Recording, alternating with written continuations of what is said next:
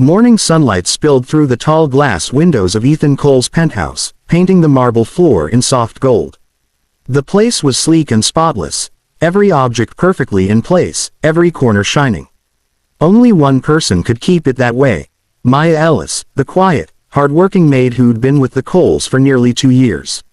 Ethan, the stoic and impeccably dressed CEO of Cole Enterprises, stood in front of the mirror, struggling to knot his tie. His little daughter, Lily, sat on the kitchen counter munching toast and swinging her legs, humming a tune from her favorite cartoon. "Daddy, you're making a funny face again," Lily giggled. "I'm trying to concentrate, pumpkin," Ethan muttered, pulling the tie loose again. He sighed. Deals worth millions never stressed him this much, but a simple tie always did. Maya stepped forward quietly, her hands still damp from washing the breakfast dishes. "Here, sir, may I?" she asked, her tone polite but unsure. Ethan hesitated, then nodded. As she reached up, her fingers brushed the fabric near his throat. The faint scent of soap and coffee lingered between them. For a moment, his world, usually filled with boardrooms and deadlines, felt oddly peaceful. "You do this perfectly," he murmured. She smiled faintly, eyes lowered. "Lily's school play tie looked harder than this, Mr. Cole." Her soft laugh made his chest tighten in a way he didn't expect. He quickly looked away, clearing his throat. "Right, thank you." As Maya turned to pack Lily's lunch, Ethan's phone buzzed. A message from his father flashed across the screen. "Charity gala tonight. Bring a date. Investors expect to meet your partner this time." Ethan's jaw tightened. The last thing he needed was another round of gossip about being an unattached CEO who couldn't balance family and emotion. He glanced at Maya, who was now helping Lily with her shoes, gentle, patient, kind. "Mr. Cole," she asked, noticing his distracted look. He hesitated, then spoke slowly. "Maya, I need a favor." Her brows lifted. "A favor, sir?" "Yes." His voice softened, though his expression stayed composed. "Tonight's gala. I need someone to pretend to be my girlfriend. Just for appearances." She froze, clutching Lily's tiny backpack. "Me?" "Yes, you," he said, eyes meeting hers. "You already care for Lily. People trust you. You'll look real." Her heart thudded in her chest. It was supposed to be just another morning, but with one sentence, her entire world began to shift. The ballroom shimmered under 1,000 crystal lights. Elegant laughter floated through the air, mingling with the sound of soft jazz and the clink of champagne glasses. Every inch of the Cole Enterprises charity gala screamed luxury, gilded walls, red velvet drapes, and a crowd dressed in designer perfection. Maya had never seen anything like it. Her heart thudded beneath the satin red gown Ethan had chosen for her, a gown so beautiful she had hesitated even to touch it. Her hair, styled by a professional, framed her delicate face, and the soft scent of jasmine trailed behind her as she entered the room on Ethan's arm. Ethan, as always, looked effortlessly commanding, his black tuxedo tailored to perfection, his expression calm but unreadable. Yet, when he looked at Maya, something in his eyes softened. "Relax," he murmured, leaning slightly toward her. "You're doing perfectly fine." She forced a small smile. "Easy for you to say.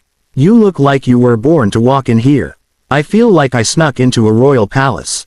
He chuckled quietly, surprising her. "Trust me, you belong here more than half the people in this room."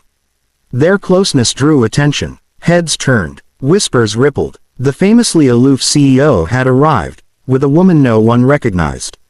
The tabloids would have a feast tomorrow. Maya's palms grew clammy, but Ethan's reassuring hand at her back steadied her. Just then, a deep voice called out, "Ethan.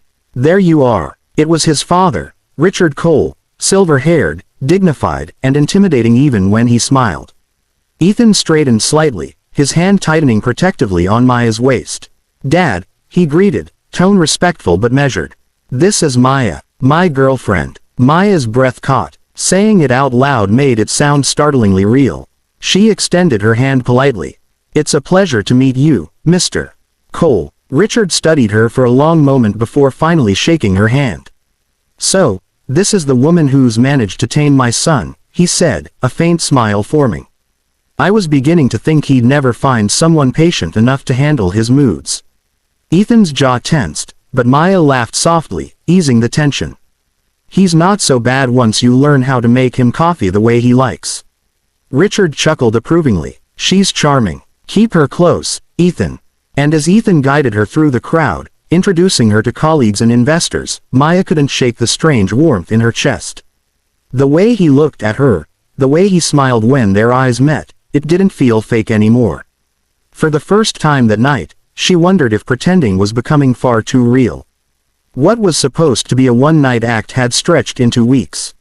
Ethan had told himself it was only to maintain appearances, another charity dinner, a corporate retreat, a company photo shoot, but deep down, he knew that wasn't the truth. Every time he saw Maya smile, every time Lily ran into her arms, the boundaries between pretense and reality blurred a little more.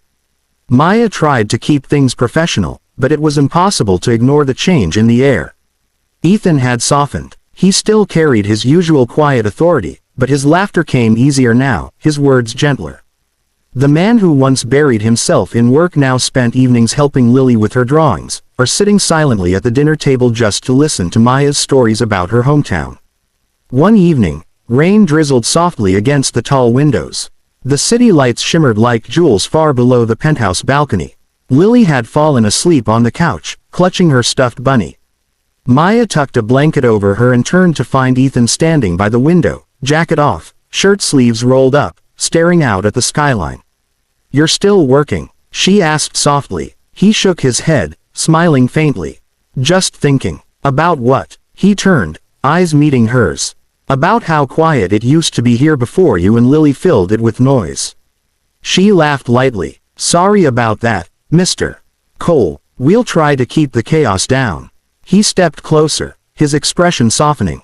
"Don't. I like it." For a moment, neither spoke. The faint hum of the city seemed miles away. Then Ethan looked at her, really looked, as if seeing her for the first time, not as his employee, not as a pretend partner, but as the woman who had unknowingly rebuilt the home he'd forgotten how to live in. Maya looked away quickly, flustered. "You should rest, sir. Long day tomorrow." His voice was quiet but steady. "Ethan," he said, "when it's just us, call me Ethan." Her lips parted, uncertain. "All right, Ethan." Something shifted between them, unspoken, fragile, and impossible to ignore. When she turned to leave, his voice stopped her again.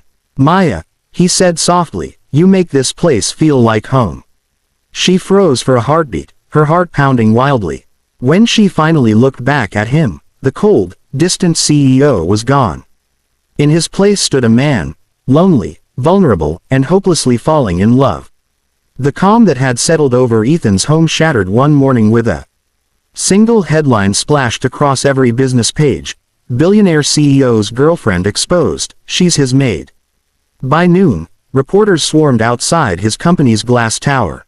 The media twisted the story, painting Maya as a gold digger, a manipulator who'd schemed her way into Ethan's life. Paparazzi even waited outside the penthouse, shouting questions that made Lily cry.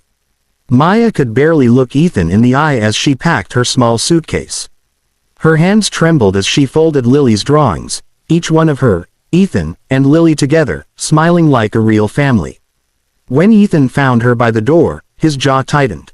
"What are you doing?" "Leaving," she said quietly, forcing a small, broken smile. "This is ruining your reputation, Ethan. The board is furious, the investors are panicking. If I go, it'll all calm down." His eyes darkened. "You think I care about that?" "You should," she whispered, tears glistening in her eyes. "You've worked your whole life for this company. Don't throw it away for what? For you," he interrupted, voice rising before softening again. "Maya, I asked you to pretend because I thought it would make my life easier. I thought I could control everything, my image, my emotions, even this lie." He stepped closer, his expression raw and unguarded. "But then you smiled at Lily, and you made her laugh again. You made me laugh again. You made this cold, empty place feel alive."